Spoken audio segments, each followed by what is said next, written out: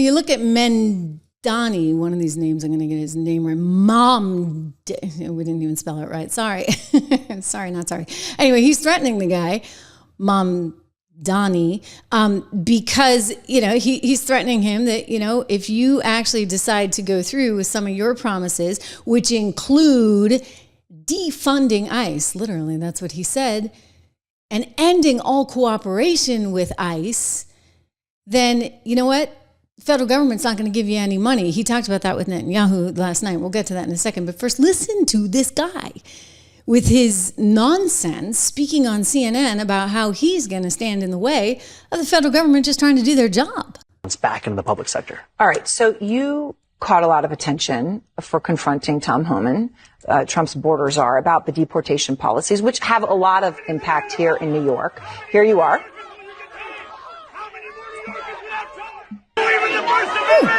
Do you believe in the First Amendment, Tom Homan? So that moment went viral. All right. Then after the primary, Homan was asked about your plan, which is on your website. You said that you would end the city's cooperation with ICE agents that has been going on under Mayor Adams. And he has spoken out. Here's what he said. Good luck with that. Federal law trumps him every day, every hour of every minute. We're going to be in New York City. Game on. We're coming. Game on. He's coming. What do you say? That I'm going to be here to stand up and fight back. And unlike the current mayor, I'm not going to be working alongside the Trump administration to build the single largest deportation force in American history. I'm going to actually represent each and every New Yorker. And that includes immigrant New Yorkers. And that means standing up for the laws of this city, like our sanctuary city policies, which have kept New Yorkers safe for decades and were defended by Republicans and Democrats alike for years until we got this mayor who fearmongered about them so extensively. Does that involve the NYPD? It means that the NYPD would actually serve New Yorkers and not assist ICE in their operations. We recently saw ICE agents. So they would not assist ICE? Not assisting ICE, because ultimately their job is public safety. And I know officers who are signing up to take on serious crimes, not to be a part of the force that is arresting a pastor who's peacefully observing the arrest of a migrant at Federal Plaza. All right. So a moment ago, you talked about how you didn't know if you'd get 50,000 votes. Whoa, okay. I got to jump in because this guy actually won some kind of civil war. That's what he wants. And it actually gels with what we're seeing out of LA with Karen Bass. Like, what are they actually trying to do? What do they want? What is the end goal? Okay, we're going to sit here with our sanctuary city policy. Mind you, like maybe it did work however many years ago, but that was before Biden. That was PB, pre-Biden, before you had 20 million people coming in here. And nobody knew like where they were, what they were doing, and whether they were a national security risk or not, or whether they were a financial economic risk for the country, because you gotta take care of people, right? But kids have to go to school. You know the drill. So if they were just bringing all these people in, like we get a very different economic picture, do we not? Today than we did, say, 4 years ago. But I'll tell you, Trump has a little word for this guy. You try this, buddy, and guess what? Mr. President, your beloved New York City may well be led by a communist soon, Zohran Mamdani, who in his nomination speech said he will defy ICE and will not allow ICE to arrest criminal aliens in New York City. Your message to communist Zohran Mamdani. Well, then we'll have to arrest him. Okay. Yeah. He might just have to arrest him. Unbelievable. Listen, it goes back to the naturalization clause, and I'm just going to keep repeating this every day because it's important we understand. Article 1, Section 8, Clause 4. It's like nobody actually studies the Constitution or civics anymore. The Congress shall have the power to establish a uniform rule of naturalization. And guess what that means? It means that Congress has the authority to determine who's going to become a citizen, and by implication, who's going to enter the country, who's going to remain in the country. And the Supreme Court has backed up the Trump administration on this. So at present, here's where we stand. Karen Bass wants to throw a fit and impede law enforcement. Well, guess what's happened in the Trump administration? The DOJ is suing Karen Bass and Los Angeles. She may actually find herself in even more trouble for that little stunt yesterday. You've got the New York City mayor prospect. He hasn't won yet. Who's talking about doing exactly the same thing. So he's also going to find himself in a whole bunch of trouble. They're going to sue him. They're going to take it a step further. They're going to arrest him.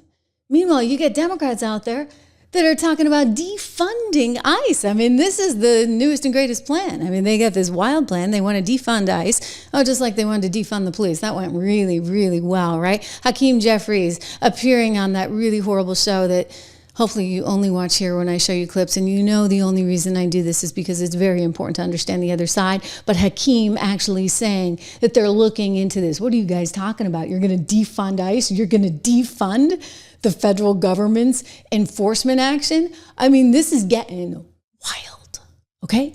Wild. Jeffries, you wear many hats, and one of your jobs is to try to win back the House for Democrats. And we were talking about immigration before we went to break. Now, some Democrats, amid the criticisms of ICE right now due to these ICE raids, have started calling for defunding ICE. Do you think that's effective going into the midterms, and do you support those calls? Well, I definitely think that, we need aggressive oversight as it relates to the overly aggressive behavior that we've seen, from ICE, from the Department of Homeland Security. It's not what the American people actually, in my view, voted for. Yeah. Donald Trump and Republicans promised to go after violent felons, but instead they're going after law-abiding immigrant families. And in fact, in some cases, deporting American citizens and children. Okay, that's actually just a lie, right? Like now they're just flat out lying. So they're talking about defunding because apparently that's the logical place to go. Just defund ICE and that'll fix all your problems. Who were these suspects who were fired, who actually fired the shots and were later arrested? Who were they, Tom? Look, they're your typical protesters that go from protesters to criminals. The attack on ICE officers, you've covered it many times, is up nearly 700% now. We were talking 500% a couple weeks ago, so it continues. The rhetoric against the men and women of ICE is skyrocketing, especially by members of Congress. We have senators, we have Congress people that compare ICE to the Nazis, compare ICE to racists, and it just continues. So the public thinks, well, if a member of Congress can attack ICE, why can't we? So the rhetoric has to stop. Or it's a matter of time for someone to, one of the ICE officers goes down or a criminal goes down. But we already see it. It's a big deal, right? That's a big deal. And you're hearing it over and over and over again. You have heard this terrible rhetoric and you've heard it from a multitude of players.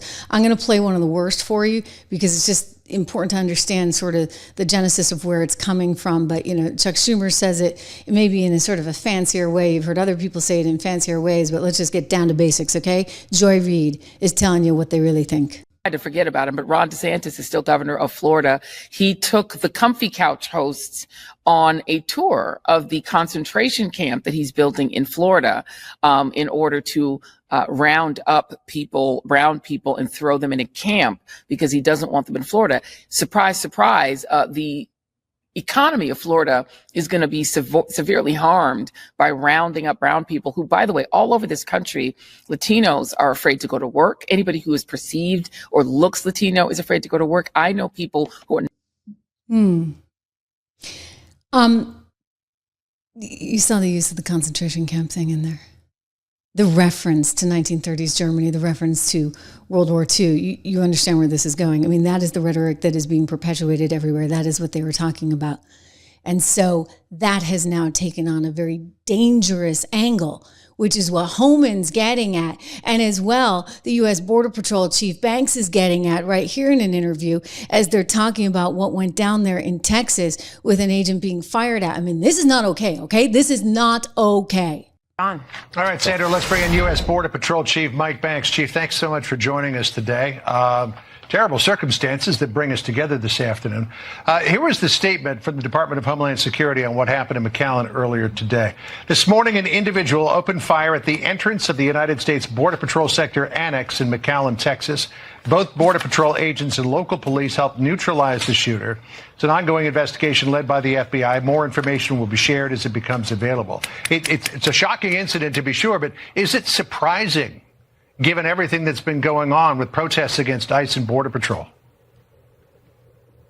So it's not. And as you reported earlier, we've seen our assaults go up dramatically. And, these Border Patrol agents are out there doing their job. They're enforcing the law. They're protecting their communities. We've got Border Patrol agents on the river right now in the Guadalupe assisting with rescue efforts. These agents are outstanding Americans. They're just trying to enforce the law. But all of the rhetoric and the false information that's being put out by the left is just increasing violence against our agents, and it's just unacceptable. So you see, in other words, that has to stop. And now the White House is calling on it to stop. You heard Caroline Leavitt saying, listen, like this is getting to the point of no return. You guys have to stop doing this. This is very childish behavior. And at some point, it actually becomes dangerous.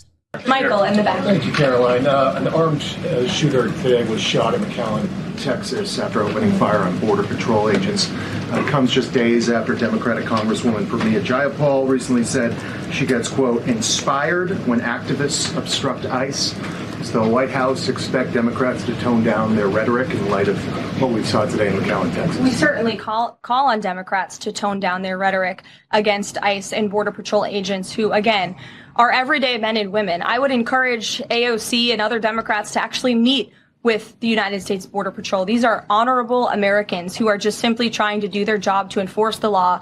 They go home to their families every night just like we all do, and they deserve respect and dignity for trying to enforce our nation's immigration laws and to remove public safety threats from our communities. The White House is aware of the shooting that took place today in Texas, and we are working with the appropriate federal agencies to get to the bottom of what happened.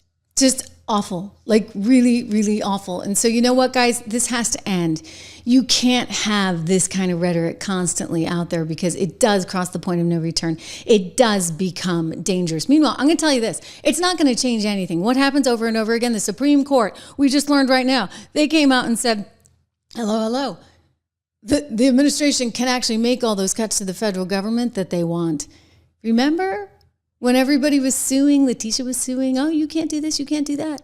Well, guess what? Supreme Court just decided, literally, just minutes ago, we're live breaking news right here on the Trish Regan Show, that yes, they could. And it goes with another decision that was just made, that the Trump administration could revoke 532,000 temporary visas that were given to people coming from Nicaragua, Haiti, Venezuela, and Cuba.